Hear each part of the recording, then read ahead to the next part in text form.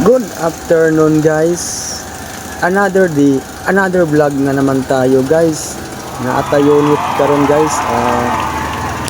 DE64B transformer ni guys si minivan.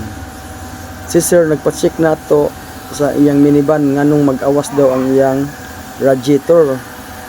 Dayon gi-check na to ang kwan guys, bomba sa water pump ni sir. Okay raman.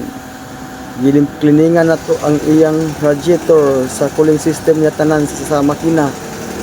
Maura man gyapon guys. So nahulog og overhaul ang iyang sakyanan guys. Kay na-check na to guys.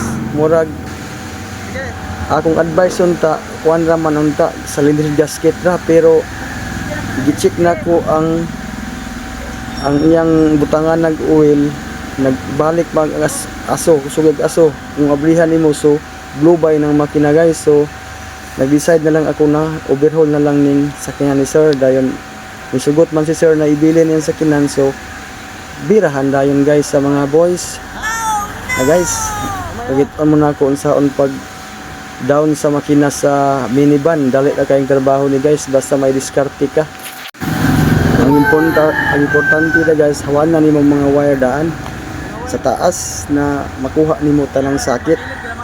Dayon lantaw nimo sa ilalom tanan kung unsay kasangitan, kay pagtaas sa lifter ana mabilin ra ang makina, kauban ang transmission ana pag diskarte ani guys. Lantawan yung video guys, kay para kung kamo na pay mag overhaul og makina, may nanamig idea unsan pag diskarte. Kay kitang mekaniko di man pare-parehag idea tanan. Mo na siya na kung unsay diskarte na dali ang trabaho, dito ta sama na guys. So reaction naghangir ang sakyanan guys, pero napay ni sabit gamay ang mga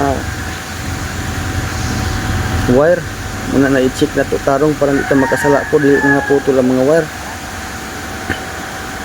guys. Ikuha nila ang nakasangit guys, hose naman day guys.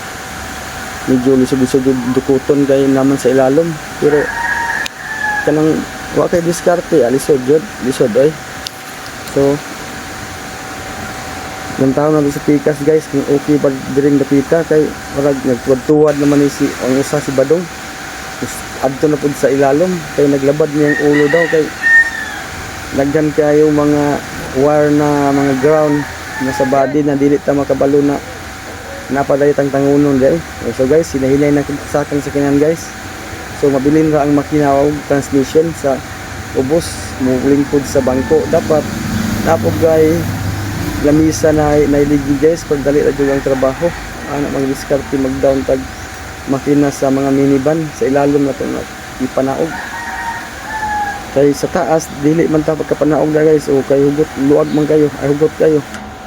So sa ilalom jud ta na, pero napay sagit guys, pero gi panglantaw na sa mga boys kay para makapalit na atat na pud unya daw. Guys, diskartihan na ni Badongiro guys. Ngayon ay nagtaas na ta guys, parang so wala na may nasangit guys. Taas oy, kadayo nagpataas oy. So dali ra kay trabaho guys, dili ka buto sa kaoras trabaho kung mag-down og minivan basta na kay diskarte bigoyo din sa mga boys guys na ana mag-diskarte guys, mag-down og makina guys, basta kumpleto ka gamit. Dali jud ang trabaho dali porting dali na guys. Sige lantaw na to guys kung nabadyo ni mga tiktahan na pisa sa ilalom ato ning bungkago ning makina. Guys, ibalik na to og down guys para ang lifter na to di puno bugatan, iba balik at to og down sa ubos. Yan guys, yan ang makina sa DE64B. Iniba na guys. So dalatan na itong pagnaog sa makina la ang transmission. So di sayon na kayo kay buo ang makina ito na to walay puti, pero ato na bungkago na kay general overhaul good puting bungkaga.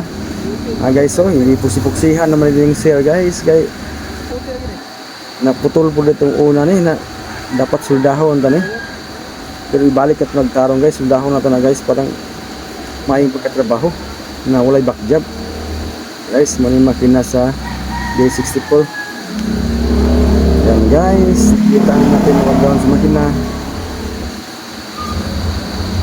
Gamay lang ang makina guys, kukusugan guys. Yan guys, bintag yung sugod guys. May og yung badong og si Ronald. Guys, paspasan ng mga boys guys, bisag ulan ang panahon pero kumbati gud kay unya ang atat, ang vitamins, dito makainom og vitamins sa gatas.